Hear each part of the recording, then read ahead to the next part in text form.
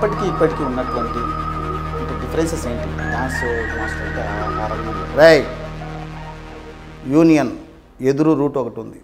ఇక్కడ కుళ్ళు కుట్రలతో కూడిన యొక్క మనుషులు ఉన్నారు.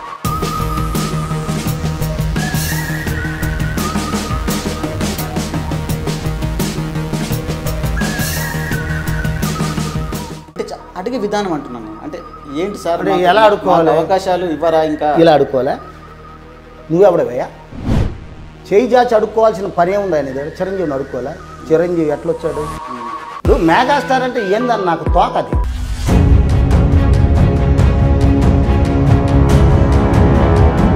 దీనివల్ల ఆయనకి నష్టం జరుగుతుందా మిమ్మల్ని అవాయిడ్ చేయడానికి? మరి ఆయన నన్ను అడుగుతారు. ప్రధానంగా మీకు బాగా పేరు తీసుకొచ్చినటువంటి సందర్భాలు కావచ్చు, మీరు మీ ఫీల్డ్లో బాగా సంతోషపడినటువంటి సందర్భాలే కావచ్చు, ఏముంది అసలు? నాకు శత్రువులు నన్ను తిట్టేటప్పుడు నాకు చాలా సంతోషంగా ఉంటుంది. సందర్భాలు నన్ను చంపడానికి చాలామంది ప్లాన్ చేశారు, చేయించేశారు.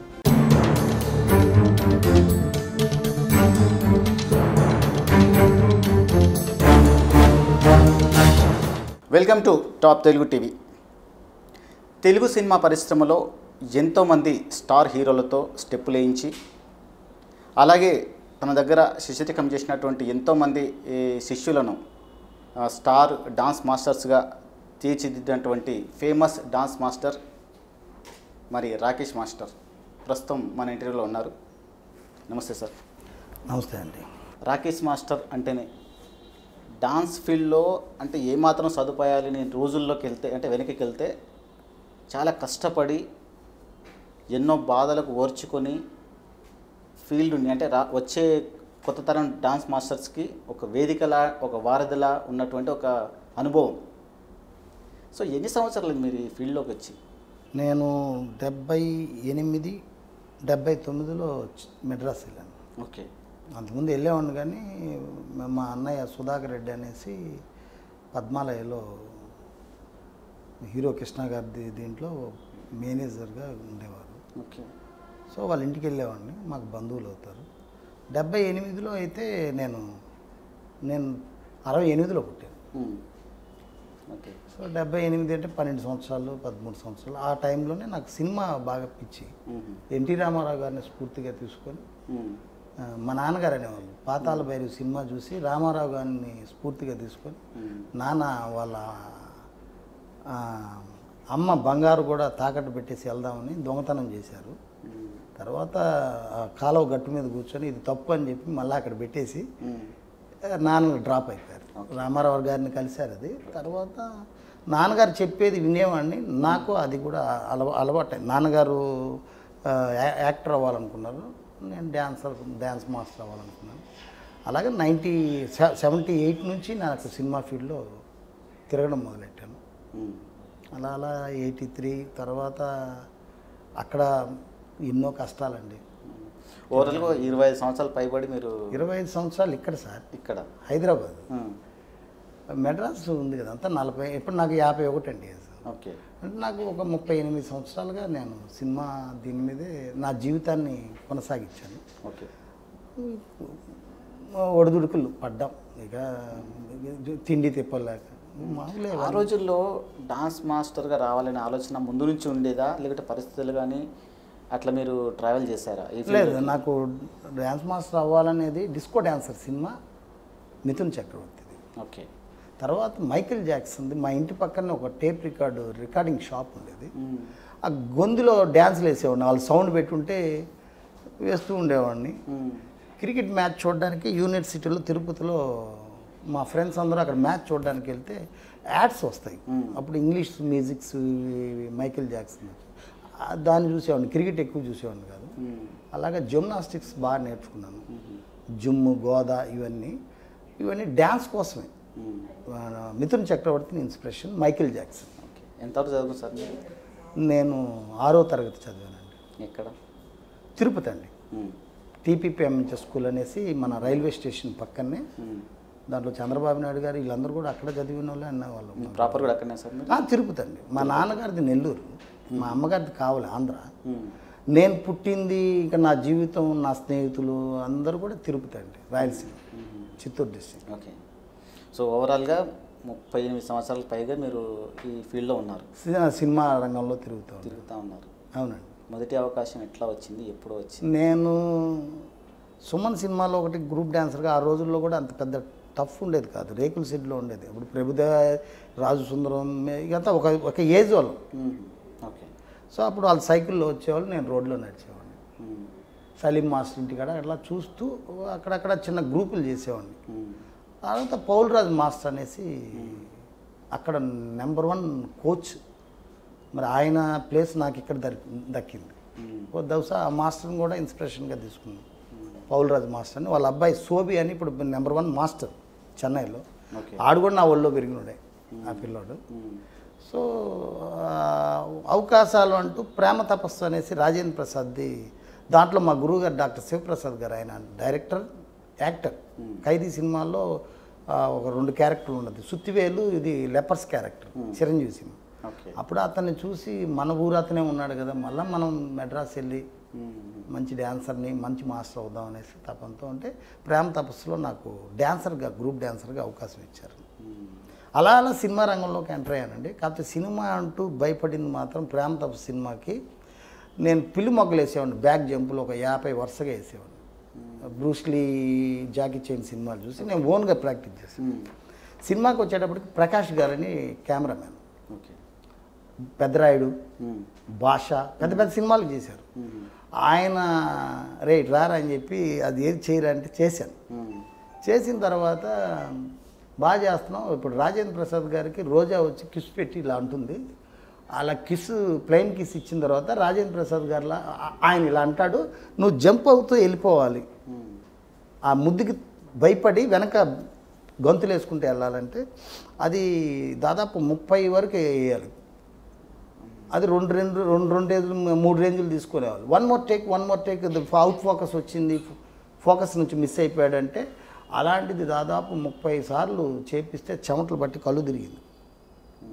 సో అది ఒక్కటే, అంటే సినిమా అంటే అంత కష్టం అనేది నాకు అప్పుడు తెలిసింది. తర్వాత రాజేంద్ర ప్రసాద్ గారు ఒక 100 రూపాయలు ఇచ్చారు, రామారావు నీ జోబులో పెట్టుకో, నీ లైఫ్లో ఇది మర్చిపోవద్దని. ఆ 100 ఇప్పటికీ ఉంది. అంటే అదొక్కటి నాకు సినిమా అంటే ప్రాణం అండి. తల్లిదండ్రుల తర్వాత మరో తల్లి నా కళమ్మ తల్లి. ఆ తల్లి ఒళ్ళోనే బ్రతుకుతున్నాను, చచ్చిపోయినా అలాగే చనిపోవాలని తపన, కోరిక. సో అప్పటికి ఇప్పటికీ ఉన్నటువంటి అంటే డిఫరెన్సెస్ ఏంటి డాన్స్ మాస్టర్ అంటే ఆ రంగంలో? డ్యాన్స్ అనేది మైకేల్ జాక్సన్ చేసింది ఇప్పటికీ ఎవరు తిరగ రాయలేరండి. ఓకే. మైకేల్ జాక్సన్ చేసింది తిరగ రాయలేరు. అలాగే హిప్ హాప్ స్టైల్ అనేది ఆ రోజుల్లో బ్రేక్ డ్యాన్స్ పార్ట్ 1, పార్ట్ 2, 3, 4, 5, 6 అనేది ఉండేది. ఫాస్ట్ ఫార్వర్డ్ అని ఒక సినిమా వచ్చిందండి, అది మిథున్ చక్రవర్తి డ్యాన్స్ అని పెట్టారండి. సో అప్పుడు డ్యాన్సులే ఇప్పుడు కూడా అండి, కానీ ఇప్పుడు మిడిమిడి జ్ఞానంతో డ్యాన్సులు ఉన్నాయి. ఈ జనరేషన్ నేను తప్పు పట్టట్లేదు. లిరిక్ ఆ యొక్క ఇప్పుడు కారులో వస్తూ కూడా సాంగ్ విన్నాను, ఒక సాంగ్ అంటే పల్లవికి ఎంత ప్రాధాన్యత ఉంటుంది, తుండు పల్లవికి ఎంత ప్రాధాన్యత ఉంటుంది, చరణం అంటే ఏంటి, సెకండ్ చరణం అంటే ఏంటి, ఎండ్ పల్లవి అంటే ఏంటి, దాంట్లో కాన్సెప్ట్ మిస్ అవ్వకుండా ఉండేదండి. ఇప్పుడు మ్యూజిక్ డామినేషన్ ఎక్కువ ఉంది, ఏది చేసినా చెల్లిపోతుంది. చూసే ప్రేక్షకులు కూడా చేంజ్ అయ్యారండి, తప్పదు. అందువల్ల దానికి తగినట్లు ఇప్పుడు జనరేషన్కి ఓకే, కానీ మా జనరేషన్కి వచ్చినప్పుడు మేము కొన్ని హద్దులను దాటలేము. అలాగే పై జనరేషన్ వాళ్ళు ఉంటారు, వాళ్ళలాగా మేము చేయలేము, వాళ్ళు ఇంకా డెప్త్లోకి వెళ్ళేవాళ్ళు. ఇప్పుడు ఎన్టీ రామారావు గారిది నన్ను దోచుకో బట్టే చిన్న దొరస్వామి అనేసి గులాబీ కావాలి కదా. సో అలా నడిచి వెళ్ళడం ప్యానింగ్ షాట్స్ ఉండేది. ఇప్పుడు ఏంటంటే మా రోజుల్లో వచ్చేటప్పటికి చరణాలకి టైట్ బ్లాక్ పెట్టుకొని ఆ ఫ్రేమ్ మిస్ అవ్వకుండా ఎక్స్ప్రెషన్స్ అవన్నీ చూసుకొని, ఇప్పుడు జనరేషన్ నో ఎక్స్ప్రెషన్స్, కింద కుక్కకి కాలు ఇరిగిపోతే పాక్కుంటూ వెళ్తుంది చూడండి, అది కూడా ఒక డ్యాన్స్కి ప్రక్రియకు వచ్చేసింది. దాన్ని నేను తప్పు పట్టడానికి అర్హుణ్ణే, కానీ ఎందుకండి ఇప్పుడు జనరేషన్ నీకు చేతగాక వేస్ట్గా రిటైర్డ్ అయిపోయినాడు యూట్యూబ్లో వచ్చి ఇదని కామెంట్లు కూడా పెడతారు. వాళ్ళు పెట్టుకున్నంత మాత్రం నాకేం బాధ లేదు. నేను చెప్పాలనుకున్నది మాత్రం సమాజానికి చెప్పడం తప్పు లేదు. వాళ్ళు నా వయసుకు రావాలే కానీ వాళ్ళ వయసుకి నేను వెళ్ళలేను. సరే, నా అనుభవం మీలాంటి ఛానల్కి చెప్పడంలో తప్పు లేదు.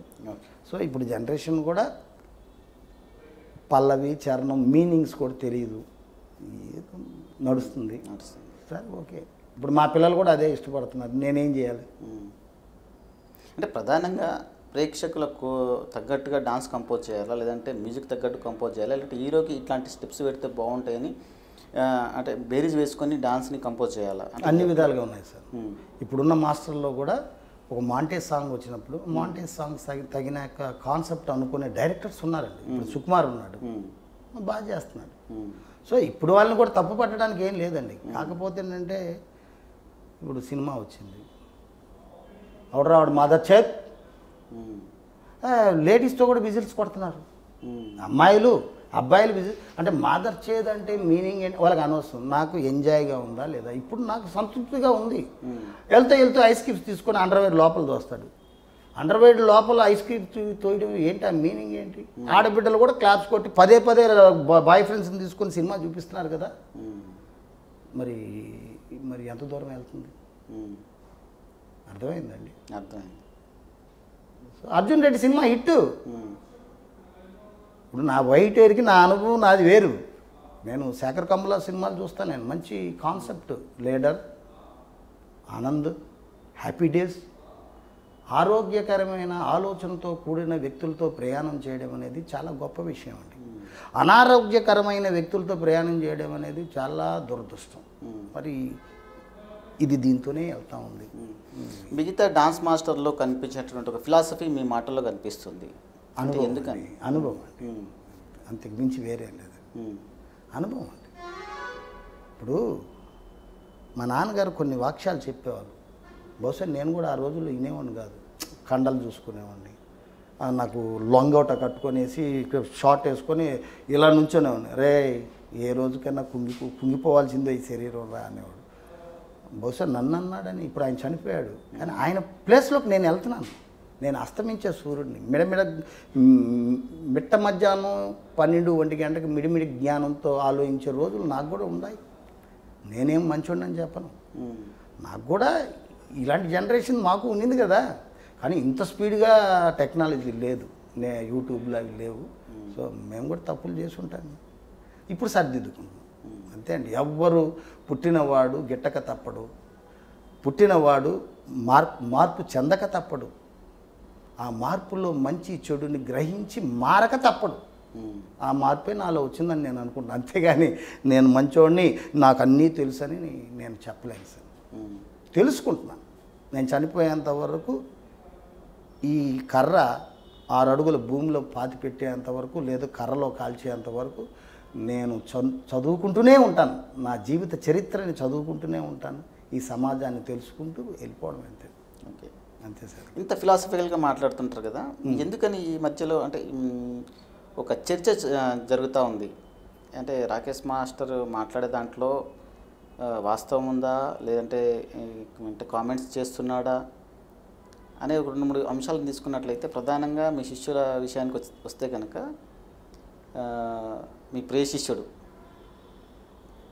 ఓకే చెప్పండి మీరు, అంటే మీ యొక్క, అంటే మీకు నాకు తెలియదు మీకు తెలుసు. నా ఈప్ మీద కాకిరి అట్టేసిందని నాకు తెలియదు సార్, మీరు చెప్పేంతవరకు. ఓకే, తెలుసుకున్న దాన్ని తుడుచుకోవడంలో తప్పులేదు కదండి. అంటే మీకు చాలా ప్రధానంగా ఉన్నటువంటి శిష్యులో శేఖర్ మాస్టర్ ఒకరని కూడా అందరికీ తెలుసు. అవునండి. సో ఆయన విషయంలోనే 2-3 సార్లు కావచ్చు, అంతకంటే ఎక్కువ సార్లు కావచ్చు. ఎందుకని అంటే మీరు ఒక గురుస్థానంలో ఉండి కూడా ఆయన కామెంట్ చేయాల్సిన అవసరం ఎందుకు ఏర్పడింది? కామెంట్ కాదండి, ఇది వాస్తవ యథార్థాలు చెప్పుకోవడం. అంటే నాకు ఇంగ్లీష్ సరిగ్గా తెలియదండి. ఓకే, నాకు తెలిసినంత వరకు నేను చదువుకోకపోయినా తెలుగువాడిని కనుక స్పష్టంగా తెలుగు మాట్లాడడానికే నా ప్రయత్నాలు చేస్తాను. ఒకటండి, తల్లి చినిగిపోయిన జాకెట్తో ఉండొచ్చు, ఓకే, చినిగిపోయిన చీరతో ఉండొచ్చు, మాసిపోయిన జుట్టుతో ఉండొచ్చు, మురికి శరీరంతో ఉండొచ్చు, కానీ తల్లి చనుబాలు అదే మురికితో ఉన్నప్పుడు, చిన్నప్పుడు మనం ఆ చనుబాల్ని తల్లి కన్నా మనం ఆ వాసనని గ్రహించి ఆ వాసనని పట్టుకొని వెళ్ళి పాలు తాగేది. మా తల్లి పాలు నేను తాగింది నాకు తెలియదండి, కానీ నా కొడుకు వాళ్ళ తల్లి పాలు తాగింది నేను చూశాను, నా కొడుకుని, నా భార్య. సో దాన్ని చూసి మనిషి మారడండి. అందువల్ల తల్లి స్నానం చేయలేదు, మురికితో ఉంది, నువ్వు వండి పెడితే నేను తినను అని స్టేజ్ ఎప్పుడు వస్తుందంటే వీడికి రెక్కలు వచ్చిన తర్వాత వస్తుంది. చిచి నువ్వు వండద్దు, నువ్వు పక్కకెళ్ళు, నా భార్య వండుతుంది అన్న రోజులు వచ్చేటప్పటికి తల్లి బాధపడి చెప్తుందండి. అలాగే తల్లికి పట్టు చీర లేదు, పట్టు జాకెట్ లేదు, మురికి శరీరంతో ఉంది, మాసిపోయిన జుట్టుతో ఉంది, నగా నట్రా లేదు.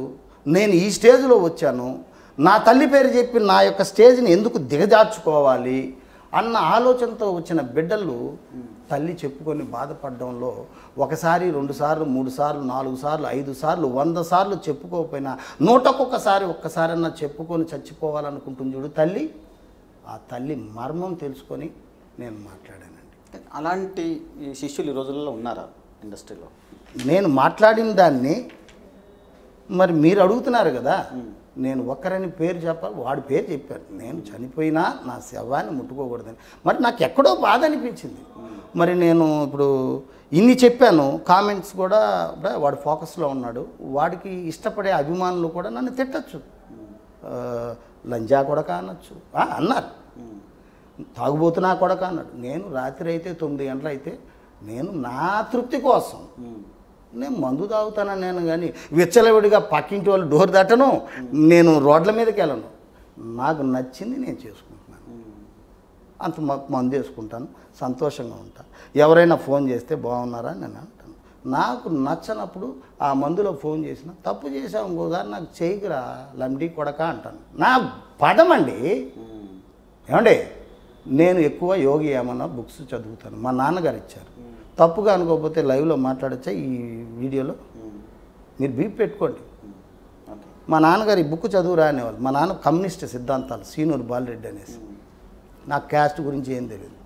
నేను ఒకటి చెప్తా, యోగి యామనుని నేను ఇష్టపడడానికి కారణం ఆయన సర్వం కోల్పోయిన తర్వాత కట్టుకోవడానికి బట్టలు లేకపోయినా మాసిపోయిన జుట్టుతో ఇది ఉన్నప్పుడు పిట్రమాస్ లైట్లు వేసుకొని గుర్రపు సవారీ పెళ్ళి కొడుకుంటే పిట్రమాస్ లైట్ పక్కన ఆమె ఒక పల్లకిలో పెళ్లి కూతుని తీసుకొస్తా ఉంటే, ఏమిరా దరిద్రుడా, నువ్వు పోలుగులు లేకుండా ఆడ కూసున్నావు, నువ్వు మనిషిగా పశువు పక్కకి వెళ్ళిరా ఎదవా అని నెట్టుతూ వీళ్ళు ఫ్యామిలీతో వెళ్ళి అక్కడ డ్యాన్సులు వేస్తున్నారు.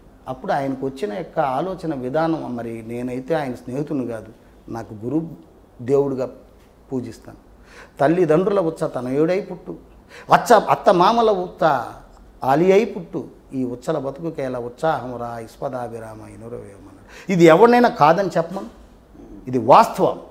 అందుకే నేను వాస్తవాలు మాట్లాడతాను. ఇప్పుడు జనరేషన్కి నచ్చే బిడ్డలు కూడా ఉంటారు. బహుశా నా వయసుకు వచ్చినప్పుడు రాకేష్ మాస్టర్ అన్నది కరెక్ట్ అనే రోజులు కూడా రావచ్చు, నేను చనిపోయి ఉండొచ్చు. కానీ నా యొక్క విద్య చచ్చిపోయి ఉండదు సార్, నా ఆత్మ ఘోషిస్తూనే ఉంటుంది.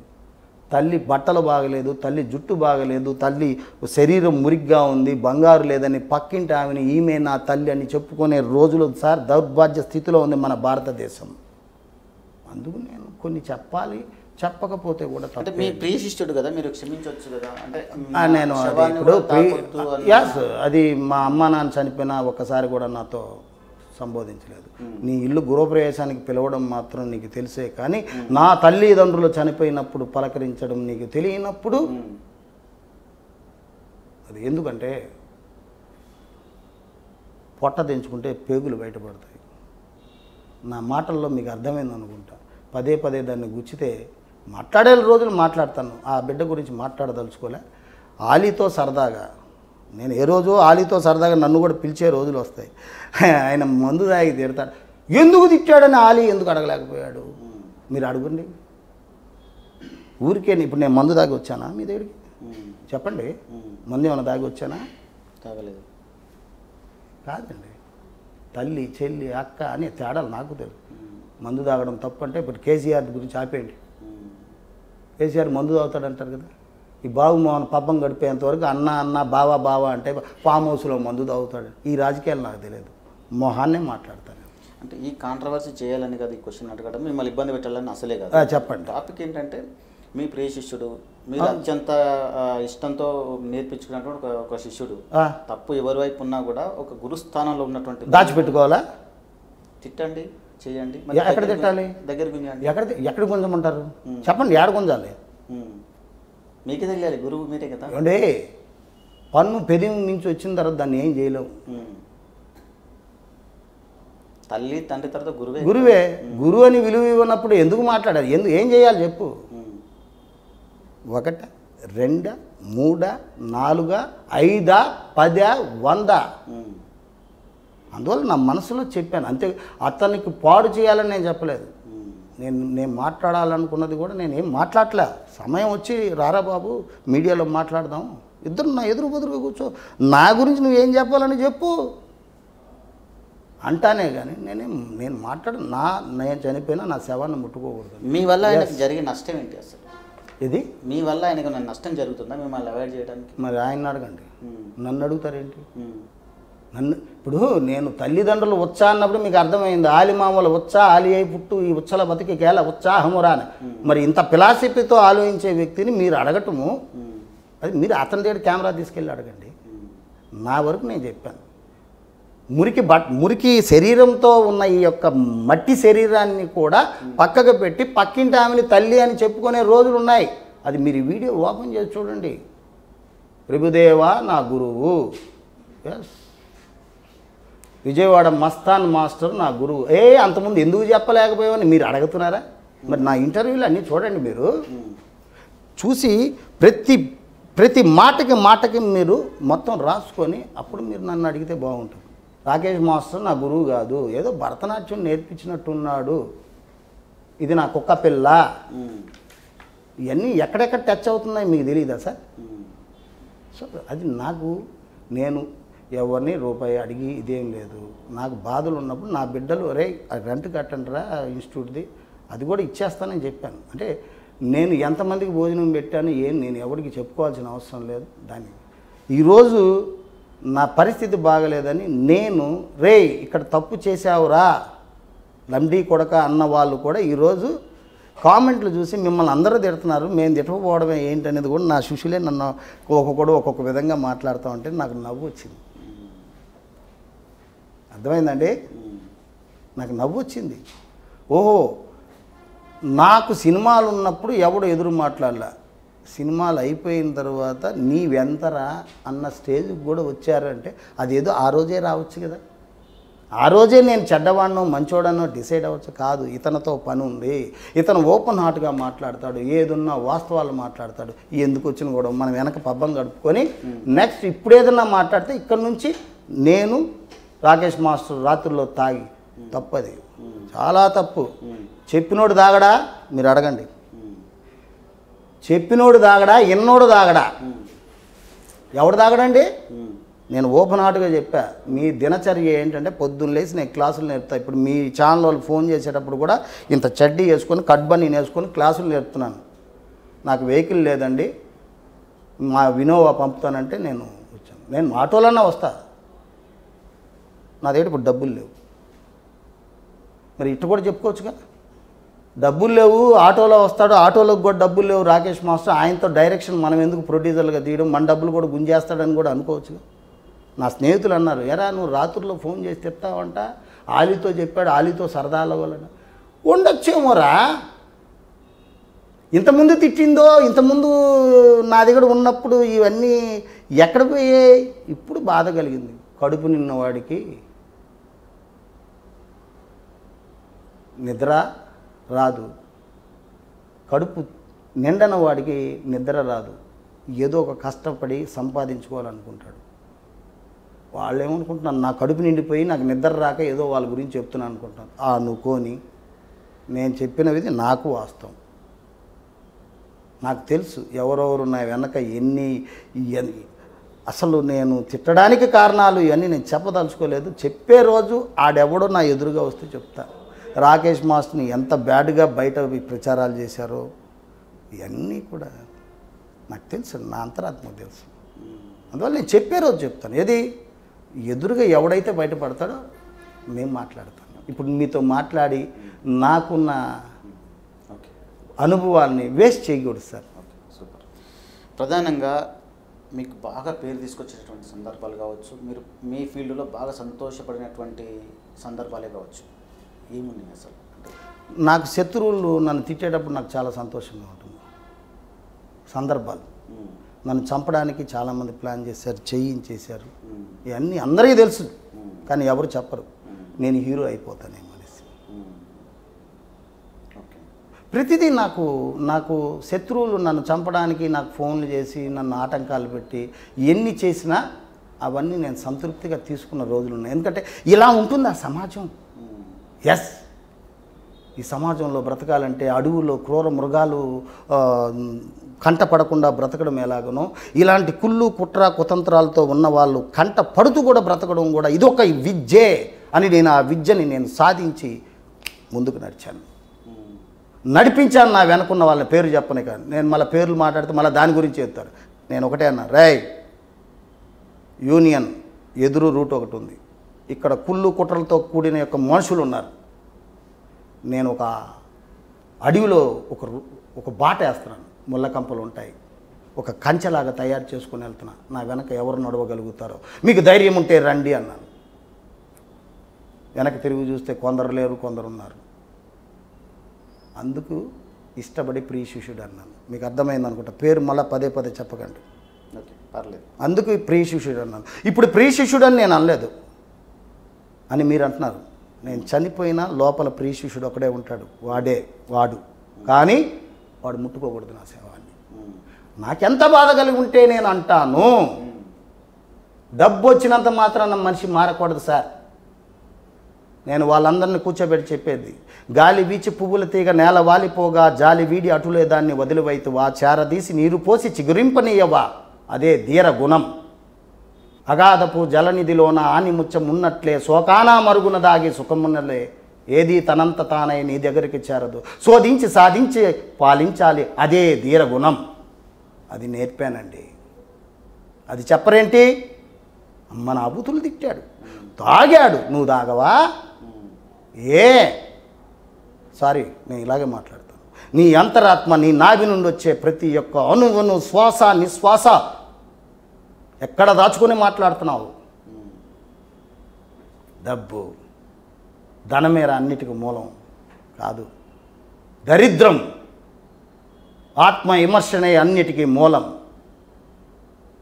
స్నానం చేసి సెంటు కొట్టి అమామ సోపేసి మొత్తం పెట్టరాని చోటంతా పెట్టి రుద్దుకొని టెంపుల్కి వచ్చి, అయ్యా నేను పరిపూర్ణతగా స్నానం చేసుకొని వచ్చాను, నాకు నువ్వు ఒక 500 కోట్లు వాడు కడుపు కొట్టి నాకు ఇవ్వు, వాడు ఎలక్షన్లో ఓడిపోతే నేనే గెలవాలి, నీకు 1000 కోట్లు ఇస్తాను, నాకు 1,00,000 కోట్లు వస్తే అని మొక్కే దరిద్రులు ఉన్నారు ఈ సమాజంలో.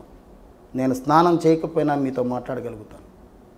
ఇప్పటికి నేను స్నానం చేసి రాలా, ముఖం కడుక్కొని వచ్చా. పొద్దున్న నిద్ర లెగిస్తే నా క్లాసులు చూసుకుంటాను, కానీ నేను స్నానం చేయలేదని మీరు కూర్చోబెట్టరా నన్ను? నా మనసు స్నానం చేసింది సార్. నా హృదయం పరిపూర్ణతగా నా కళ్ళతో, నా కన్నీరుతో, నా శ్వాస నిశ్వాసతో నా హృదయాన్ని స్నానం చేసుకుని వచ్చి మీ దగ్గర మాట్లాడుతున్నాను. ఇది నాకు గొప్పది. నా శరీరాన్ని కడగల, నా హృదయాన్ని కడుక్కొని వచ్చా. తప్ప? ఇప్పుడు అడగండి. అంటే ఇంత తాత్విక చింతన ఉన్న లోపల దిగిపోయినటువంటి మీరు అంటే చాలామంది పట్ల అంటే ఒక లౌక్యం ఉంటేనేమో మనిషి ఇంకొక రకంగా వెళ్తాడేమో. సో లౌక్యం తగ్గినట్టు అనిపించిన వల్లనే చాలామంది దగ్గర మీరు కాంట్రవర్సీ అయ్యారు అనుకోవచ్చా? లౌక్యం నాకు లేదంటారా, లేదు ఎదుటి వారికి ఉందంటారా? అంటే తాత్విక చింతన గల వ్యక్తులకి ఒకే దూరంలో వెళ్ళడం అలవాటు, అంటే సరైన దారే అనుకుంటారు వాళ్ళు. కానీ కొన్ని క్షణాలలో ఏంటంటే మీరు కృష్ణవంశీ గారి విషయంలో కావచ్చు, రామానాయుడు గారి విషయంలోనే కావచ్చు, అలాగే చిరంజీవి గారి విషయంలో కావచ్చు. రామానాయుడు గారిని నేనేమనలేదు. అంటే అడిగే విధానం అంటున్నాను నేను. అంటే ఏంటి సార్, అంటే ఎలా అడుక్కోవాలి? అవకాశాలు ఇవ్వరా? ఇంకా ఇలా అడుక్కోలే? నువ్వెవడవయ్యా? చేయి జాచి అడుక్కోవాల్సిన పని ఏముంది ఆయన దగ్గర? చిరంజీవిని అడుక్కోలే? చిరంజీవి ఎట్లొచ్చాడు? ఇప్పుడు మెగాస్టార్ అంటే ఏందని నాకు తోకది. చిరంజీవే అసలు పేరే. ఢిల్లీకి ప్రైమ్ మినిస్టర్ అయినా తల్లికి కొడుకే.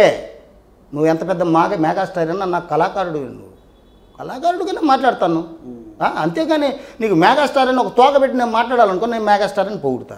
అంటే ఆయన కూడా కొన్ని సందర్భాలు తగ్గి వచ్చింటాడు కదా ఆ పొజిషన్కి. తగ్గి వచ్చాడా లేదా మీరు చూసారా? ఇప్పుడు నేను కూడా తగ్గి వస్తాను. మీ రూమ్ ఉంది, గుమ్మం ఇంతే ఉంది, తగ్గుతాను. వచ్చి కొట్టుకుంటే తల పగులుతుంది నాకు. నేను తగ్గలేదని మీకు ఎక్కడ తెలిసింది? అంటే నా మాట తీరు మీకు కృష్ణవంశీ ఏం చేశాడో మీకు తెలుసా? మరి యూట్యూబ్లో చెప్పాను కదా, వాడు అంటున్నా ఆడు డబ్బులు కూడా ఇవ్వలేదు. అనకాయ ఏమైనా ముద్దు పెట్టుకోవాలా? కాదండి, ముద్దు ఏమైనా పెట్టుకోవాలా? కృష్ణవంశీ గారు గొప్పవారని చెప్పి నేను సాంగులు తెప్పించుకోవాలా? అంటే చాలామంది కూడా డాన్స్ మాస్టర్స్కి కావచ్చు, మ్యూజిక్ డైరెక్టర్కి కావచ్చు, డబ్బులు లేని సందర్భాలు చాలా ఉన్నాయి ఇండస్ట్రీలో. కానీ వాళ్ళందరూ వచ్చి ఇట్లా రోడ్ ఎక్కి అన్న రోడ్ ఎక్కి అనకనండి.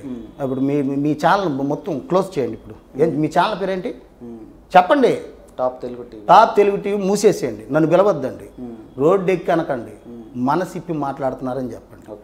మీకు మాత్రం వస్తే మాత్రం టాప్ టీవీకి వస్తే మాత్రం రోడ్ ఎక్కని మాట్లాడేటప్పుడు మీరు ముందు స్పష్టతగా తెలుసుకొని మాట్లాడండి. ఇది నేను మాట్లాడేది. అప్పుడు మీకు నచ్చదు. అమ్మని అమ్మ రాకేష్ మాస్టర్ వీడు రోడ్ ఎక్కంటానే వీడు ఎక్కాడే, వీడిది ఏం క్లూలు ఏదన్నా తీసుకురా బాగా నేను ముందు ముంచి ఉంటే మాట్లాడతా. నా తప్పులు ఒప్పుతా, నా చిన్న ఒప్పులు ఒప్పుతా. ఎవడు చెడ్డోడు కాదు ఇక్కడ, అందరూ చెడ్డోళ్ళు, అందరూ మంచోళ్ళే. బాత్రూమ్ 4 గోళ్ళ గదులతో పొద్దున్న లెగిస్తే ఏం చేశారనేది మీ అంతరాత్మ తెలిస్తే మీరు చెడ్డోళ్ళ మంచోళ్ళు అనేది స్త్రీ పురుషుడు 2 అన్నీ బయట వస్తాయి. అట్లా కాదు, నేను రోడ్డు ఎక్కి రాలా, మనసిప్పి మాట్లాడుతున్నాను. అది మీకు ఇష్టం ఉంటే పెట్టుకోవాలి, మీకు ఇష్టం ఉంటే కామెంట్ పెట్టండి. ఇష్టం లేదు లంజా కొడక పెట్టురా బాబు. అంటే నా క్వశ్చన్గా అయిపోలేదు మాస్టర్. చెప్పండి.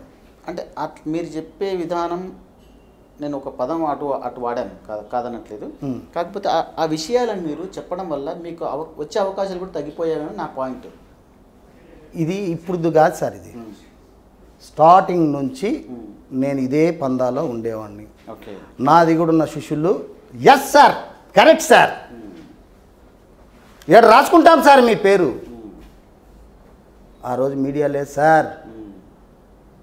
రాకేష్ మాస్టర్ హృదయం ఆ మాట ఉంది ఇప్పటికీ. ప్రతి వ్యక్తి కూడా నన్ను ఎవడు తిట్టినా నేను బాధపడలే, వాడిని వాడు తిట్టుకున్నట్టే. ఉమ్ము ఏడవస్తే మరి నేను కూడా వస్తున్నానని ఉమ్ము కాదు, నేను ఓపెన్గా చెప్తున్నాను. ప్రతి వ్యక్తి కూడా నేను చెప్పింది ఇని బాగుపడిన వాళ్ళే కానీ నాశనమైన వాళ్ళు ఎవరు లేరు. ఉన్నవాడు ఎవడైనా వచ్చి కూర్చో, నువ్వు ఎందుకు నాశనమే కూడా నేను క్లారిటీగా చెప్తాను. నీ నిర్లక్ష్యం. మనిషి సార్, భార్యాభర్తలైనా సరే నచ్చినంత వరకు బాగా అన్యోన్యంగా ఉంటారు. వాళ్ళు గుట్లు బయట చెప్పరు. నచ్చనప్పుడే పోలీస్ స్టేషన్లో ఓపెన్ అవుతారు. నువ్వు పలానా అమ్మాయిని చూడలేదా, నువ్వు వాడిని చూసి నవ్వావే, ఎక్కడ సార్ 7 అడుగుల బంధం. ఇవన్నీ తుచ్చం, నీచం. నిజమైన ప్రేమ యవ్వనంలో కాదు సార్, నిజమైన ప్రేమ సంసార సాగరంలో ఉంటుంది సార్. నిజమైన ప్రేమ యవ్వనంలోది కాదని ఎందుకంటున్నానంటే, శారీరకమైన ప్రేమ నిజమైన ప్రేమ. నేను సంసార బాధలు దాటి ఓపెన్ అవ్వడానికి, నేను చనిపోయేలోపు కూడా ఇది కూడా ఓపెన్ అవ్వకపోతే నా చావు అలాగే పాత పెట్టుకుంటుంది. అందుచేత నేను కొన్ని ఓపెన్ అయ్యానే కానీ నేను కావాలని ఆ బిడ్డలను నాశనం చేయడానికి కాదు. కానీ వాళ్ళు ఈరోజు మీరందరూ ఫ్రెండ్స్ ఉన్నారండి, నీ ప్రాణ స్నేహితుడు ఉంటాడు, అతని బర్త్డే ఫంక్షన్ జరుగుతుందో అతని పెళ్ళి జరుగుతుందో మిమ్మల్ని పిలవలేదు, మీరు బాధపడరా? మీ ఫ్రెండ్కి ఏరా వాడు కనీసం నాకు ఒక మాట కూడా చెప్పలేదు, అరే అర్ధరాత్రి వాడికి ఇబ్బంది కలిగినా నాకు ఫోన్ చేసేవాడే, కనీసం ఏంటిరా అని మీరు బాధపడరా? అదే మీడియా. నేను బాధపడింది అదే సార్. నేను నిజంగా సార్ నా తల్లిని తార్చినట్టే ఉంటుంది, నా బిడ్డల్ని తార్చినట్టు ఉంటుంది. నేను ఒకరు నాశనం అవ్వడానికి మాత్రం చెప్పలేదు, నేనే నాశనం అవుతున్నాను. మీరే అంటున్నారుగా నాకు సినిమాలు రావని, నాకు రానికుండా చేసిన వాళ్ళు నా పక్కన ఉన్న వాళ్ళే ఉన్నారు సార్, నవ్వుతూ. ఎంతైనా గురువు కదండి. ఓరి నీ నవ్వును కొట్ట, నీ యాక్షన్, ఈ యాక్షన్ ఏదో నిజ జీవితంలో పెట్టుకోరా అంటున్నా నేను అందరినీ. పేరును నేను అందరూ ఒకడు కాదండి, ఒకడి మీద వేయడం కూడా తప్పే. చాలామంది ఉన్నారు నన్ను ఎక్కడెక్కడ చెయ్యాలో అన్నీ చేశారు. నన్ను ఇండస్ట్రీలో లేకుండా చేస్తానని కూడా చాలామంది రెడీ అయ్యారు నా శిష్యులే. ఎస్, నేను రెడీ చెయ్యి. నేను ఇప్పుడు చెప్తాను, నేను మిదిపైన నేను ఒక్కడే, నా కొడుకు నేనే పడుకుంటాను, నా పక్కన నా కుక్క ఉంటుంది, అది నాకు విశ్వాసం. రాయి ఎత్తి నా నెత్తినేసినా దిక్కు తినడం లేదు. నా అపార్ట్మెంట్లో కృష్ణానగర్లో ఒకసారే చేస్తాం, పుట్టేది ఇంకోసారి ఉంటుందో ఉండదో తెలియదు. ఇన్ని సంవత్సరాలు అయింది మీతో నేను ఇలా కూర్చోవడానికి, ఇప్పుడు ఏమన్నా కలిసింది అంతే. చావుకు భయపడను, నేను సిద్ధం. నేను చేసిన తప్ప ఒప్ప ఎక్కడైనా సరే రచ్చబండ కాడ మాట్లాడడానికి సంసిద్ధం. మీ లోపల ఒక గొప్ప తాత్వికత కలిగిన ఒక రైటర్ కనిపిస్తున్నాడు. ఏమైనా స్టోరీస్ ఏమైనా రాశారా మీరు? రాస్తున్నానండి. అంటే నాకు అనుభవం రాసింది. ఇప్పుడు నేను ఒకటి రాశాను, ప్రాణం లేని న్యాయదేవత విగ్రహానికి కళ్ళకు గంతలు కట్టాల్సిన పని లేదయ్యా. ప్రాణంతో మనిషి రూపంలో తల్లి చెల్లి అక్క అనే తేడాలు లేకుండా నీచంగా ప్రవర్తిస్తున్న ఈ నర రూప రాక్షసులు ఈ సమాజంలో నడుస్తున్న వ్యక్తుల్ని బోనులో నించోబెట్టి కోర్టు బోనులో వాళ్ళ చేత భగవద్గీత మీద ప్రమాణం చేసి చెప్తున్నా, నేను అంతా నిజమే చెప్తాను, అబద్ధము చెప్పనని చెప్పిచ్చే మీలాంటి న్యాయమూర్తుల కళ్ళకు గంతలు కట్టాలయ్యా. ఇది నా ఆవేశం, నా నాభి నుండి వచ్చి రాసుకున్నా. నాకు రాయడం కూడా రాదు సార్. ఎవడో ఒక శిష్యుడు వచ్చేంతవరకు రే ఇది రాసుకోరా అంటే ఆడు రాసి నాకు ఇస్తే ఆ వాయిస్ రికార్డింగ్ పెట్టి అదంతా ఒక బుక్ తయారు చేసి నేను ఇప్పుడు డైరెక్షన్ చేయాలి. ఎన్నో ఉన్నాయి నాలో కోరికలు. సిరివెన్నెల సీతారామ శాస్త్రి అంటే మీకు మధ్యలో వస్తున్నాను, లేదా మీరు మాట్లాడితే అది కూడా గుర్తు చేస్తే చెప్తాను. అలాంటి మహానుభావుల గురించి నేను చెప్పాలి. కృష్ణవంశీని తిట్టారన్నారు కదా, మరి మహానుభావుడి గురించి కూడా చెప్పాలి కదా. చెప్పమంటే చెప్తాను. చెప్పండి. సీతారాముల కళ్యాణం చూద్దాం రారండిలో నాకు నాగేశ్వరరావు గారు ఒక డిస్టర్బెన్స్గా, ఒక ఇబ్బందిగా, ఆ రోజు నా జుట్టు నేను అవతారం బాగాలేదు. ఆ రోజుల్లో నన్ను అడిగితే 5 లైన్లో సిరివెన్నెల సీతారామ శాస్త్రి గారు 5 లైన్లో రాశారు. కొడుకుగా, అన్నగా, భర్తగా, రాజుగా బాధ్యతలు ఎరిగిన పురుషుని చరిత్రం. ఒకటో ఘట్టం. దశరథుడికి కొడుకుగా, లక్ష్మణుడికి అన్నగా, సీతాదేవికి భర్తగా, ప్రజలకు రాజుగా బాధ్యతలు ఎరిగిన పురుషుని చరిత్రం. అగ్ని సైతము శిరస్సుంచి సద్గుణ తేజానికి సాక్ష్యం చూపిన సాధ్వికతనం. 2వ ఘట్టం. సీతాదేవిని కాపాడిన తర్వాత ప్రభు అంటే ఈ ప్లేస్లో స్త్రీ ఉన్నా కానీ ఇదే స్థితిలో నేను కాపాడేవాడిని ఒక మానవత్వ దృక్పథంతో. మీరు ఎక్కడికన్నా వెళ్ళి బ్రతకచ్చు అంటే అర్థమైంది ప్రభు అని చితిమంట రెప్పుకొని ఆ చితిమంటలో ఆమె కాలిపోవడానికి సిద్ధమైతే అగ్ని సైతము శిరస్సు ఉంచింది. సద్గుణ తేజం అంటే సూర్యుడు. ఇలాంటి సద్గుణ తేజానికి సాక్ష్యం చూపిన సాధ్వికతనం సీతాదేవి. మరి నేనైతే చూడలే సీతాదేవిని, కానీ మన పూర్వీకులు చెప్పిన యొక్క మాటల్ని మనం 10 మందికి చెప్పాలి అని సిరివెన్నెల సీతారామ శాస్త్రి గారు రాశారు. 3వ ఘట్టం. బంటుని సైతం ఆ భక్తి శ్రద్ధలతో ధర్మానికి అంకితమయ్యే సేవాభావం. రాముడు చెప్పే ప్రతి మాట అన్నా అని లక్ష్మణుడు భక్తితో, శ్రద్ధతో, ధర్మంతో అంకితమై సేవాభావం చేశాడు. సీతాదేవిని తీసుకెళ్ళి అరణ్యంలో వదిలిరా అన్నాడు. లవకుశలు పుట్టే ముందు అరణ్యంలో వదిలిచ్చేశాడు.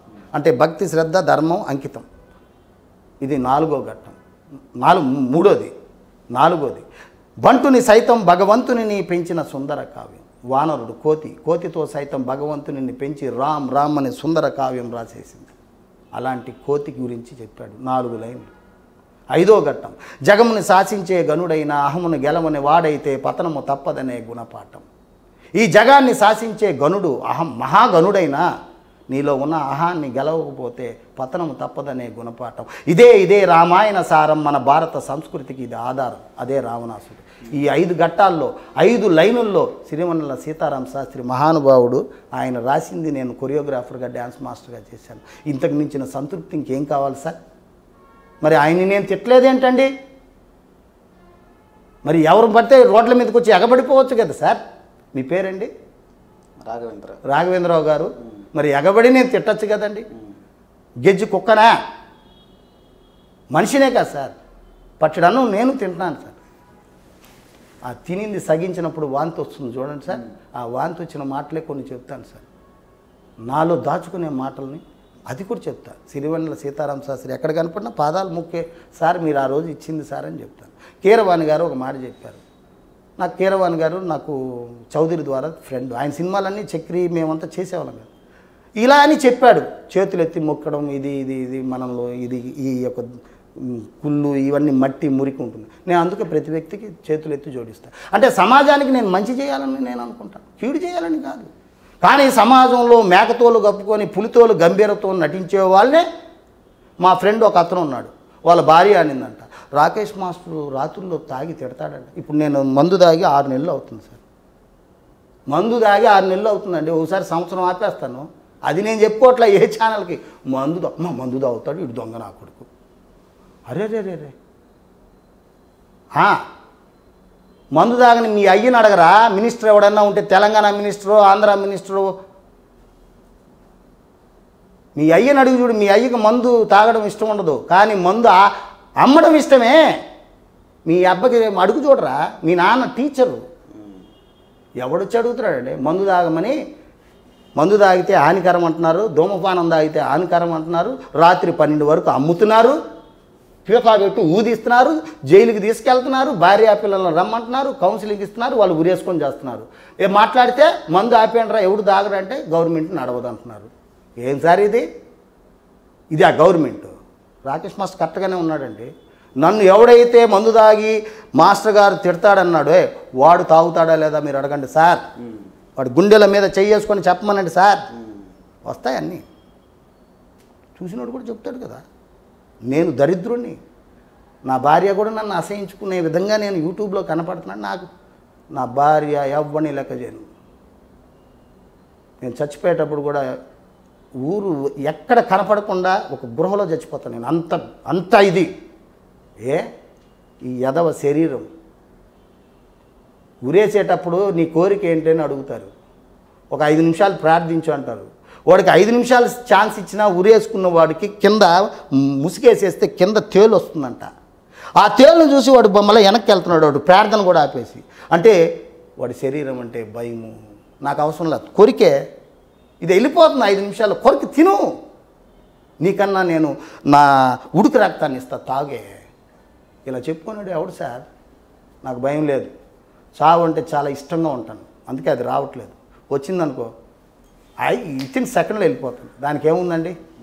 నా చేతుల మీదే చచ్చిపోయారు సార్, రుయా హాస్పిటల్లో, గవర్నమెంట్ హాస్పిటల్లో. నరికేసేవాడిని, వాడి పేరు కమల్ డాక్టర్. నేను కానీ తీవ్రవాదిలాగా తయారైతే ముందు వాడిని చంపేస్తా. తిరుపతికి వెళ్ళి వాడిని నరికేసి మర్డర్లు చేస్తా. నేను స్టార్ట్ చేయలే, చేస్తే అలాగే చేస్తా. ఎందుకు చేస్తానని తెలుసా? ఇట్లాంటి కుళ్ళు నువ్వెందుకు ఎత్తుకుపోయావు ఆయన అంటే, అరే గుండె ఆయనకి చచ్చిపోయే స్టేజ్లో కూడా ఒక్కళ్ళు లేరురా మీరు అన్న. వాడి పేరు కమల్ సార్, వాడు తిరుపతిలో ఉంటాడు సార్. నాకున్నారు ఎమ్మెల్యేలు, మినిస్టర్లు ఉన్నారు. నేను అట్ట చేయను, వీళ్ళు సాకారం. వాడిని నరికేసి పోగులు పెట్టి నేను జైలుకి వెళ్తాను. అంత కోపిస్తుంది నేను. మీరు అడుగుతున్నారు కదా, తేడా వస్తే ఎవరిని వదలను. నా వరకు నన్ను పంపుతూ ఉంటే నేను సమాజంలో బ్రతుకుతా, కళాకారుడిగా ఉంటా. ఇక నాకు ఆటంకం వస్తే నరికి పోగులెట్టి జైల్లో ఉంటా.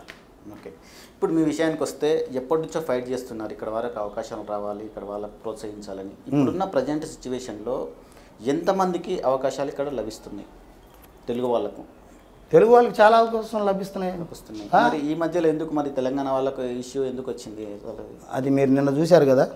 ఇది వేడివేడిగా కావాలి రాకేష్ మాస్టర్ది, వేడివేడిగానే చెప్తాను.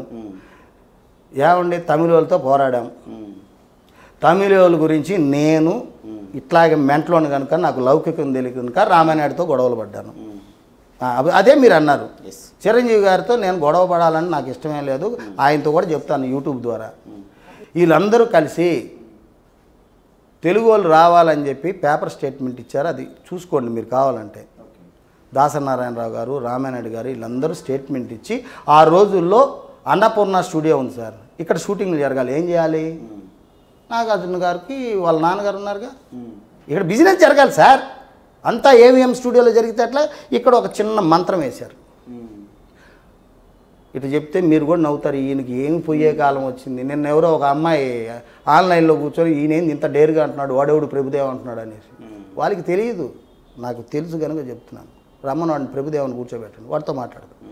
ఎంతమంది తెలుగు వాళ్ళని దొక్కారో నేను చెప్తాను. అట్లాగనే దాసరి గారు స్టేట్మెంట్ ఇచ్చా, మేము సంకలు వేసుకొని మొత్తం బుట్ట మొత్తం మా అమ్మా నాన్నను వదిలేసి ఎక్కడెక్కడ నుండి హైదరాబాద్కు వస్తే మీరు చేసే పనేంటి? రామానాయుడు కళ్యాణ మండపం ఉంది, ఆడు ఎగురుకొని రాని ఆయన రామానాయుడు గారు పిచ్చోళ్ళు. అన్నపూర్ణ స్టూడియో గేట్ గార్డు చేరుకుని హట్ అని సెక్యూరిటీ, వాడు హిందీ వాడు. మెడ్రాస్ డాన్సర్స్ మొత్తం బిర్యానీ తింటాడు, మేము కుక్కల్లాగా గేట్ గార్డు చేరుకొని ఈయన ప్రభుదేవ కదా అని వీళ్ళు. నేను వీళ్ళందరినీ చూస్తూ ఎక్కడున్నావురా మనం, ఇది ఆంధ్రప్రదేశ్, అప్పుడు తెలంగాణ లేదు కదా, మొత్తం ఉమ్మడి కుటుంబం మంది. ఏంట్రా ఇది? ఇప్పుడు మళ్ళీ ఆంధ్రప్రదేశ్ అంటే మీరు మళ్ళీ తమిళనాడులో పెడతారు, రాకేష్ మాస్టర్ తెలంగాణ కాదు ఆంధ్రప్రదేశ్ అని. మళ్ళీ మిమ్మల్ని నమ్మేదానికి లేదు స్వామి. ఏం పెట్టారు చెప్పండి సార్. ఏం పెట్టడం కాదు, పెట్టారు చాలామంది. యమనాబుద్ధులు తిడుతున్నాడు రాకేష్ మాస్టర్, నేనేం తిట్టింది లేదు, అట్లా పెట్టకండి దయచేసి. సో ఆ ఉమ్మడి కుటుంబం అనే దాంట్లో చిరంజీవి, బాలయ్య, నాగార్జున్, వెంకటయ్య, వెంకీ వీళ్ళందరూ మెడ్రాస్ డ్యాన్సర్స్తో మీరు ఎగురుకుంటూ పేపర్ స్టేట్మెంట్ ఏమి తెలుగు వాళ్ళు వచ్చేసారని. తెలుగు వాళ్ళు వచ్చారా? తెగులు పట్టింది, కడుపులు మాడాయి, చాలామంది చచ్చిపోయారు సార్. శవాలు నా ముందు శవాలను ఊరికి తీసుకెళ్తున్నారు సార్. వాళ్ళ అమ్మా నాన్న వచ్చి రామ్ అనే రామారావు అనే వ్యక్తి చచ్చిపోయాడు సార్. ఉరేసుకొని చచ్చిపోయిన అమ్మాయిలు ఉన్నారు సార్. కిరోషన్ పోసుకొని చచ్చిపోయిన అమ్మాయిలు ఉన్నారు సార్. దుబాయ్లోకి వెళ్ళి శరీరాన్ని అమ్ముకున్న అమ్మాయిలు ఉన్నారు సార్. దమ్ముంటే నాతో ఇంటర్వ్యూలో అన్నీ నేను చెప్తా, ఏ ఛానల్లో అయినా సరే. ఇంత నగ్నంగా చేసిన ఈ సినిమాలో మొన్నటికి మొన్న శివాజీ రాజాది నరేష్ది గొడవ అయితే ఆ అమ్మాయి పేరు ఏమండి నా అమ్మాయికి పెరుక్కున్నారు, పద్ధతి కాదు. సినిమా బొంగంతా బయటపడుతుంది. ఇప్పుడు ప్రజలకు తెలియాలి, మీ మీడియా ఉండడమే మంచిది. దగ్గరికి వస్తే పళ్ళు వాసన గబ్బే. వాడు ఎంత పెద్ద స్టార్ హీరో అయినా గబ్బే. ఆ తెరకాడు చూసి మోసపోతున్నాం మనం. వద్దు ప్రేక్షకులారా, మోసపోవద్దండి. వీళ్ళు మనుషులే. ఒక అరగంటలో గబ్బు వస్తుంది. నేను చాలా ఓపెన్గా చెప్తున్నా. కొట్టుకోవడం, మేకప్ చేసుకొని అంతవరకే ఉండండి రా. పెద్ద హీరోలు కాదు మీరు. హీరో ఎవడు? సమాజం నాడి పట్టుకోరా, కడుపు బాధ తెలుసుకోరా, వాళ్ళకి అవకాశాలు ఇవ్వండిరా. అప్పుడురా నువ్వు హీరో. నిజ జీవితంలో హీరో అవ్వండిరా మీరు. తెర అనుకున్నట్టు డూప్లికేట్ హీరోలని నేను చూసేసా, అందరినీ చూసేసా. ఈ చెత్తగాడిదా నేను అభిమానిని, ఈ చెత్తగాడికి నేను అభిమాని కాదు. ఎస్, నాకు నేనే hero. Rakesh master hero. Rakesh master ఎవరు ఏమన్నా ఆకలితో ఉంటే రండిరా, తినండిరా, ఉచితంగా విద్య నేర్పుతున్నాను, 10 రూపాయలు కష్టపడి కట్టుకోండిరా, కరెంటు బిల్లు కట్టుకోండి రండి అని నేను చేసుకున్నాను. అందుకే నన్ను నేనే హీరోగా ప్రకటించుకుంటున్నాను. నేను హీరోని. ఇలాంటి దీంట్లో సార్ నాకు కోపం వచ్చిందండి. తెలుగు వాళ్ళకి ఎవరికి అవకాశం వేయలేదు సార్. వీళ్ళు ఎవరిచ్చారండి? రామానాయుడు ఇచ్చాడా? మీరేంటి రామానాయుడిని తిడుతున్నాను? నేను తిట్టలేదు సార్, నిలదీసి అడుగుతున్నా. నా తండ్రినైనా అడుగుతా, నా కొడుకైనా సరే, నేను ఈ తప్పు చేశాను చరణ్, నన్ను ముట్టుకోకు, ఇక్కడ నీ తండ్రిని కాదని నన్ను నేను నరికేసుకుంటా పక్కకి. హీరో వేణుగారు నాకు అవకాశం ఇస్తే బట్టలు పెట్టి 10,000 ఇచ్చి అన్నం పెట్టి పంపించవయ్యా. లారెన్స్కి ఇవన్నాడే. ఇప్పుడు రామానాయుడికి దండం పెట్టాలా? నా తల్లిదండ్రులు పెడతాను, ఓకే, నా కళామ తల్లికి పెడతాను. ఇట్లా ఎవరిని తెలుగు వాళ్ళని వీళ్ళు రానిలేదు సార్. ఇంటికొక్కని రానివ్వదు. ఇది నగ్న సత్యం. ఇది చెప్తే నేను చెడ్డోడిని, చెప్పకుండా నేను మంచి వాక్యాలు పూస్తూ సిమ్రాన్తో చేశాను, చిరంజీవి గారితో చేశాను, వాళ్ళతో చేశానంటే అవన్నీ తమిళంలో పెడితే అబ్బా చిరంజీవి ఫ్యాన్స్ చూసి, చిరంజీవి ఫ్యాన్స్ కూడా తెలియాలి చిరంజీవి ఎలాంటోడో, ఎంత గొప్పవాడు వెనక ఏముంది. వాళ్ళకి భయం ఉంటుంది అప్పుడు హీరోకి. అందువల్ల తెలుగు వాళ్ళకి అవకాశాలు ఇవ్వలేదండి. మేము తెచ్చుకున్నాం. తెలుగు వాళ్ళ గురించి డి ప్రోగ్రాంలో D1లో నేను గొడవ పడ్డాను. నన్ను చాలామంది సినిమాలు ఇవ్వలేదు నాకు. అయినా పర్వాలేదు, నేను గొడవ పడిన తర్వాత వీళ్ళందరూ వచ్చారు కదా. మరి జానీగాడు ఎవడండి? ఎక్కడి నుండి వస్తాడు? అడగండి మీరు, D1లో అడగండి మీరు. శ్యాంప్రసాద్ రెడ్డి వాళ్ళ కూతురు గారు, శ్యాంప్రసాద్ రెడ్డి గారు వాళ్ళ కూతురు నాకెందుకు ఫోన్లు చేశారు? D1 తెలుగు వాళ్ళు రావాలంటే ఈటీవీకి ప్రతి ఒక్కరు వ్యక్తి ఈటీవీకి లెటర్లు పంపించారు. ఇది తెలుగు ఛానలా తమిళ ఛానలా? ఆయన ఎవరో రాకేష్ మాస్టర్ ఇలా అడుగుతున్నారంటే ఆ వీడియోస్ తీయండి సార్, తీసి ప్రపంచంలో చూపించండి. తెలుగు వాళ్ళు రావాలి. వాడు సత్యగాడు నా మైక్ పెరుక్కుంటున్నాడు. అదులరా, నేను చెప్పాలి. గెంజి దాగి పెరిగాం. ప్రభుదేవ సాంగులు చూసి ప్రాక్టీస్ చేసాం. మాకంత కసు ఉంది. ఎవరిని నేను తిట్టట్లేదు. ఎక్కడైనా వచ్చి బ్రతకచ్చు సార్, తప్పులేదు సార్, మనం భారతీయులు. కానీ నా ఇంట్లో ఆస్తే నన్ను లాగేసుకుంటాం అంటే బయట ఇంటోడు వచ్చి, అది తప్పు కదా. అలాంటివన్నీ నేను చేశాను కనుక నాకు సినిమాలు తగ్గాయి. అయినా ఎందుకండి 1500 తెలుగు, తమిళ్, కన్నడ, మలయాళం, హిందీ అన్నీ చేశాను కదా. అన్నీ చేశాను. ఇదే గొడవతోనే చేశాను. సినిమాలు వచ్చాయి. నా నిజాయితీ మీద సినిమాలు వచ్చాయి. నాకు అన్నం పెట్టిన దేవుడు హీరో వేణుగారు మాత్రం నాకు సినిమా అవకాశం ఇచ్చాడు. ఆయన ఇచ్చాడని నేను దేవుడు అనట్లే. ఆయన కూడా అయిపోతే నా బతుకే. మీరే నన్ను ఇక్కడ కూర్చోబెట్టి కూడా మీరు నాతో ఇంటర్వ్యూ తీసుకోరు సార్ అన్నారుగా. పెద్ద స్టార్లకి, హీరోలకి గురువు గారు రాకేష్ మాస్టర్, కొరియోగ్రాఫర్స్కి గురువు గారు రాకేష్ మాస్టర్ అని. మరి ఆ కీర్తి ఖ్యాతి అన్నీ నన్ను పెంచుతూ మీరు మాట్లాడారంటే, మీ జాబ్కి మీరు న్యాయం చేస్తున్నారంటే, రాకేష్ మాస్టర్ పడిన కష్టాలు ఎవడు ప్రభాస్ చెప్పమని నాకు నేర్పలేదని చెప్పమను రా. చెప్పరు. నాకు డబ్బులు ఇచ్చామని చెప్పమను, చెప్పడు. నేను ఎవడెక్కడ తీసుకోలే. మోచేతులు నీళ్ళు తాగేవాడిని కాదు. అన్నం లేకపోయినా పస్తులు ఉంటాను, లేదా కూలి పనికి వెళ్తాను, మోస్తా. మీరందరూ వచ్చి ఏం మాస్టర్ మీరు కూలి పని చేస్తాను, నాకు సంతృప్తి ఉంది, సినిమా వచ్చినప్పుడు చేస్తాను. అట్లా తెలుగు వాళ్ళకి అన్యాయం జరిగింది కనుక నేను మాట్లాడాను. ఓకే, ఇప్పుడు ఇదే తెలుగు వాళ్ళు తెలంగాణ వాళ్ళని నెట్టేస్తే నాకు కోపం వేసింది. నేను ఎక్కడ రాయలసీమ నుండి ఇక్కడికి వచ్చి తెలంగాణలో బ్రతుకుతున్నప్పుడు తెలంగాణ బిడ్డలు బాంబేకి వెళ్ళాలండి, ఇది ఎక్కడ న్యాయం సార్ అని నేను గొడవ పడ్డాను. గొడవ పడిన దానికి వీళ్ళు యూనియన్ పెట్టుకున్నారు, వాళ్ళు ఇదయ్యారు. నన్ను 6 సంవత్సరాలు అయింది సార్ నన్ను నెట్టేసి. నాకు సినిమాలు లేవు, ఏదో భోజ్పూర్ సినిమాలు ఎవరన్నా నా ఫ్రెండ్స్ ఇచ్చిన వాళ్ళు చేస్తున్నాను. ఇప్పుడు తెలంగాణ కుర్రోళ్ళు కూడా ఫ్రాడ్ అయ్యి పరిస్థితికి వచ్చేసింది. వీళ్ళు కూడా డబ్బులు ఖర్చు పెట్టేశారు.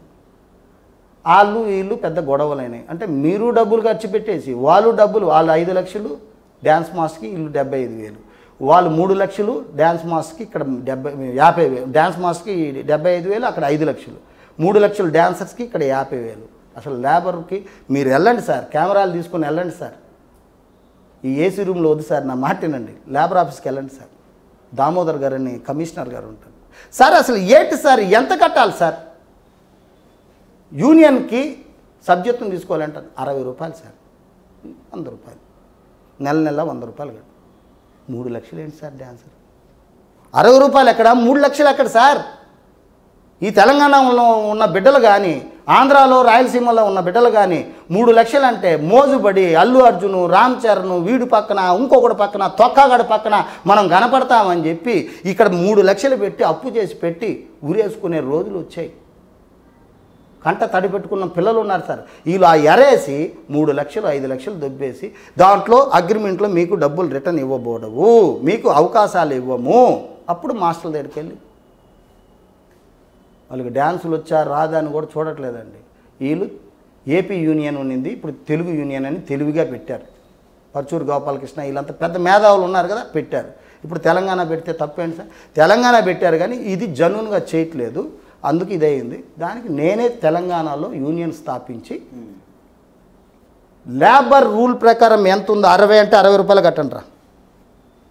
10 మంది కాడ 1000 వేసుకొని గుడిసేసుకుందాం, ల్యాండ్ కొందామా, అందరం ఇంత వేసుకొని కొందాం, లేదా రోడ్ల మీద మీటింగ్ పెట్టుకుందాం, పట్టు పార్కులో కూర్చున్నాం. లేవా గవర్నమెంట్ పార్కులు? ఎక్కడి నుంచి ఈ డబ్బులు ఎందుకు మోసం చేస్తున్నారని నేను నిన్న మాట్లాడాను. కెవిన్, వాడు బషీరు, రాజు అనే వ్యక్తులు, వాళ్ళకు కూడా నేను సహకరిస్తానన్నా. వాళ్ళు నన్ను ఎప్పుడు పిలవలేదు సార్, నన్ను వాడుకున్నారు. మొత్తం మీద మా మాస్టర్ని వాడుకొని లాస్ట్కి వాళ్ళు డబ్బుల విషయాలన్నీ నేను ఎక్కడ డబ్బుల గురించి అడుగుతానని మీకు సంబంధం లేదు తెలంగాణ యూనియన్తో అని అన్నారు. ఇది సార్ ఇట్లాంటి తెలుగు అనే తెలంగాణ పిల్లలకు కూడా అన్యాయం జరుగుతుంది అనేది నేను పోరాడినాను. ఇప్పుడు తెలుగు యూనియన్లో కూడా తెలంగాణ బిడ్డలు 70% ఉన్నారు. ఇప్పుడు జైలుకి వెళ్ళిన పిల్లలు కూడా జానీగాడు నెల్లూరు రాము, సెక్రటరీ రాము అని ఒకడు ఉండేవాడు, రాముడు అని, వాడు వచ్చి ఖమ్మం అవతల వాడు ఆంధ్రావాడే. ఘన్శ్యామ్ లోకల్ హైదరాబాదులో క్రాస్ రోడ్లో పుట్టినాడు, మన అరెస్ట్ అయినట్టు. ఘన్శ్యామ్ లారెన్స్ దేవుడు ఉండేవాడు. ఘన్శ్యాము హైదరాబాదు ఈ గడ్డ మీద పుట్టినాడు. గడ్డామేను వరంగల్ డ్యాన్స్ మాస్టర్ గడ్డామేను నా ఫ్రెండ్, ఈ గడ్డ మీద పుట్టినాడు. ప్రకాష్ పంజాగుట్లో పుట్టాడు. ఏమండి ఇంకొకడు యమహా రమేష్ వరంగల్ సైడ్ పుట్టాడు. వరంగల్లో ఇక్కడ లోకల్ మొత్తం మీద ఆ పిల్లోడు వాళ్ళ పెళ్ళికి వరంగల్ సైడ్ వెళ్ళాడు. 4 తెలంగాణ బిడ్డలు, 2 ఆంధ్ర వాళ్ళు. మరి వీళ్ళు మా తెలంగాణకు అన్యాయం. మీరు అంత కడుపు కొట్టుకోవాల్సిన అవసరంలో మీ తెలంగాణ పోతే జానీ రాడ్డు తీసుకున్నాడట. రాడ్డు నేను అడిగా కెవిన్ని, బషీర్, ఎరా రాడ్డు తీసుకున్నాడారా బషీరు అంటే, రాడ్డో కర్రో సార్ అన్నాడు. మీకే తెలియకుండా కేసు పెడతారా?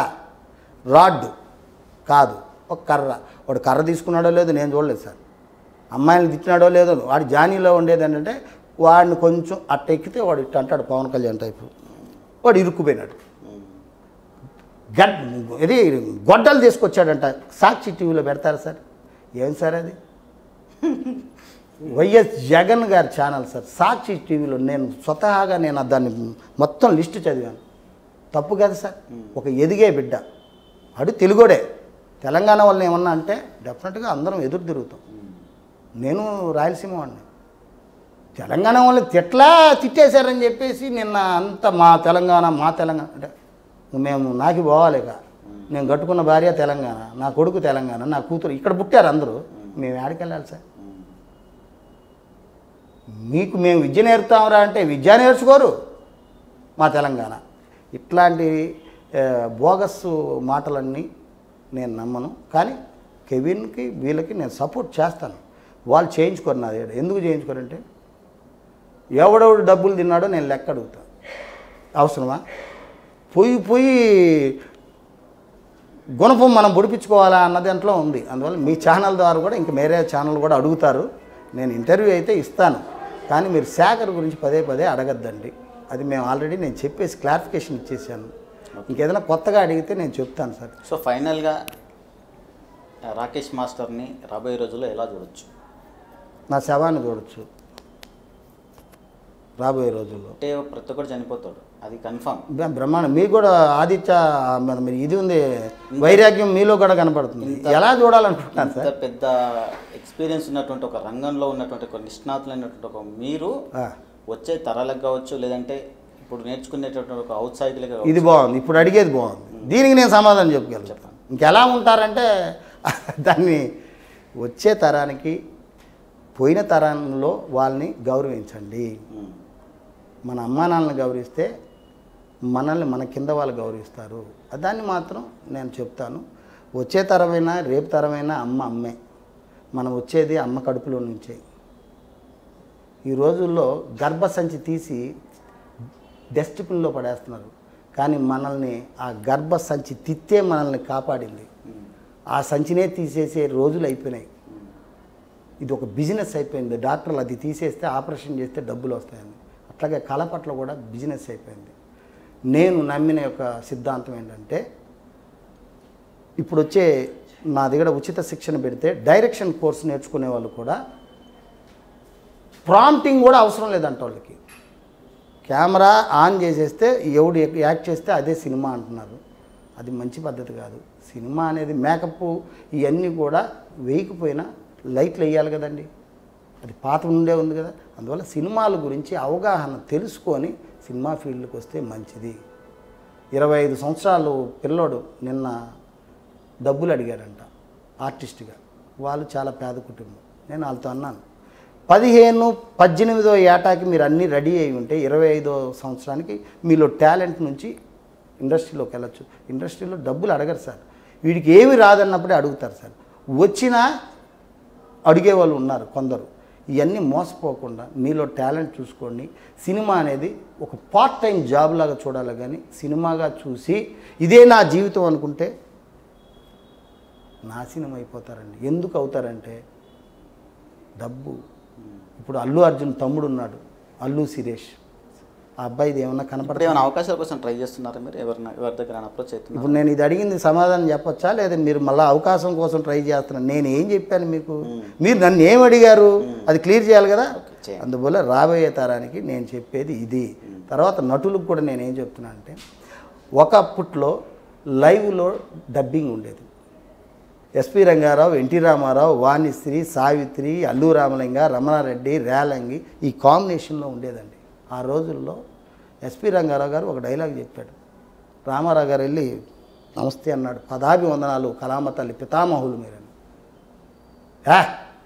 నేను బాలకుడిని కానురా, ఏలికను, చండ ప్రచండ ప్రతాప పరాక్రముడైన భీమసేనుడ పుత్రుడను, ప్రళయకాల భీకర ప్రభంజన పౌత్రుడను, వీర ఘటోత్కచుడును, అతల వితల సుతల పాతాల భూతలమంతా భరతవంశయ శోకత మెగరవేసిన పాండవంశ సంభూతుడనై, రాజస రాక్షస గుణ సంగమ బలసింగమనై, మంత్రతంత్ర రణతంత్ర గుణతంత్ర మంత్రంగా తంత్రదిగా సమస్త శాస్త్రస్థ సాధకుడనై, సురచర పరిచర సహచర సమూహముతో ధరాతలమంతా శోధించి సాధించి పాలించగల వీర సూర ధీరాగ్ర సూర్యుడనై, దానవ మానవ నవజీవుడైనందుకు నా యశచంద్రిక అరణ్యము పాలైనది. నా దుడుండి నా మాత అనాథగా జీవించినది. నేడు నా తల్లి ఉనికిని చాటి ఉత్తమ కుమారుడు నన్ను కీర్తిని గడించినాను. తల్లి భూమాత జగజ్జనని నీ పుణ్యగర్భ ఆవాసమున కలిసి మురిసే సమయం ఆసన్నమైనది. కలుపుకో తల్లి నన్ను నీలో కలుపుకో.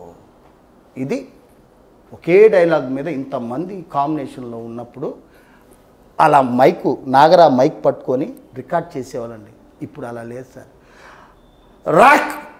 సార్ రాక్ అన్నావు కదా, రాజేష్ కూడా అవసరం లేదు, డబ్బింగ్లో మేము వేసుకుంటాం అనేది ఉంది సార్. ఓకే, ఈ తరుణంలో పిల్లలు చెడిపోవడానికి ఇవే కారణం.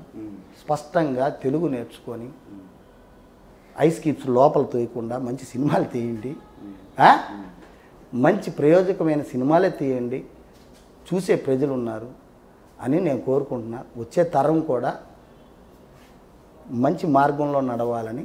చెడు అందరం చేస్తాం, నేనేం మంచివాడిని ఉత్తమనని నేను అనట్లేదు, సర్దిద్దుకుంటున్నాము. సీఎం అయినా సర్దిద్దుకోవాల్సిందే, అది పేర్లు నేను చెప్పను, పిఎం అయినా సర్దిద్దుకోవాల్సిందే. ఇట్లా మీరు నా ఎదురుగా ఉన్న వాళ్ళు కూడా చూసేవాళ్ళు కూడా సర్దిద్దుకోవాల్సిందే. అందుచేత రాబోయే తరము ఆరోగ్యకరమైన ఆలోచనలతో రండి. మంచి మంచి షార్ట్ ఫిలిమ్స్ ఇవి చేసి సినిమా అనేది భూతద్వంలో పెట్టి లక్షలు పోయొద్దండి. పాత వాళ్ళని స్ఫూర్తిగా తీసుకొని ఇప్పుడున్న జనరేషన్ నడిస్తే, ఇప్పుడున్న ట్రెండ్కి తగినట్టు నడిస్తే మంచి భవిష్యత్తు ఉంటుందని నేను కోరుకుంటున్నాను సార్. తర్వాత ఇప్పుడు మీరు అడిగారు కదండి, ఇంతకుముందు మీరు ట్రై చేస్తున్నారని. నేను ట్రై చేస్తూనే ఉంటాను చనిపోయేంతవరకు, ఎందుకంటే కళాకారుడుగానే చనిపోవాలి కదండి. అందువల్ల నేను ఉచిత విద్య శిక్షణ శిబిరం పెట్టి అన్నీ నేర్పుతూ వచ్చిన డైరెక్టర్స్ ఎవరన్నా ఉంటే మీరు ఎంత ఇస్తారు చెప్పండి మాస్టర్, నా దగ్గర ఇంతే ఉంది, 20,000 ఇస్తాం మాస్టర్ ఒక సాంగ్కి, 10,000 అనాథాలకు ఇచ్చేసేయండి, మీరే రండి, అక్కడికి వెళ్ళి మనం భోజనాలు పెడతాం అంటే ఇక్కడ ఒక 5,000 అక్కడ 5,000, నాకు 10,000 ఉండి నా భార్య పిల్లలకి ఇవ్వాలి కదా. మరి వాళ్ళని నేను బిడ్డల్ని కని నువ్వు ఇంత సేవ చేస్తావు, నువ్వు మాకే ఇదని ఇంట గెలవకుండా రచ్చగలవడం అనేది కరెక్ట్ కాదు. నేను ఇట్లా చేసుకుంటున్నాను సార్. నేను ఈ మధ్య భోజ్పూర్ సినిమాలు కూడా చేస్తున్నాను, భోజ్పూర్ సినిమాలు ఇస్తున్నారు. ఈ తెలుగులో నాకు ఈ యూనియన్, ఏపీ యూనియన్, ఇప్పుడు తెలుగు యూనియన్ నానే వాళ్ళు నా అనుకున్న వాళ్ళే నాకు పోట్లు పొడిచి నాకు సినిమాలు రాకుండా చేసిన వాళ్ళు ఉన్నారు. వాళ్ళకి నేను ధన్యం. నాకు శత్రువే నన్ను మళ్ళా పెట్రోల్ పోసి కానీ నువ్వు నుంచోంటావు ఈ 51 సంవత్సరాల బాధ్యత నువ్వు చేస్తావురని వాళ్ళే నాకు స్ఫూర్తి. బ్రతుకుతాను నేను చనిపోయేంత వరకు ఇదే కళ్ళల్లో ప్రాణం పెట్టుకొని కళామ్మ తల్లి సేవ చేసుకుంటూ చేస్తాను. నేను ఆఖరాక ఒక మాట చెప్తున్నాను. నాడు కళారంగంలోని విలువలు విద్య వలన వినయం, వినయం వలన పాత్రత, పాత్రత వలన ధనం.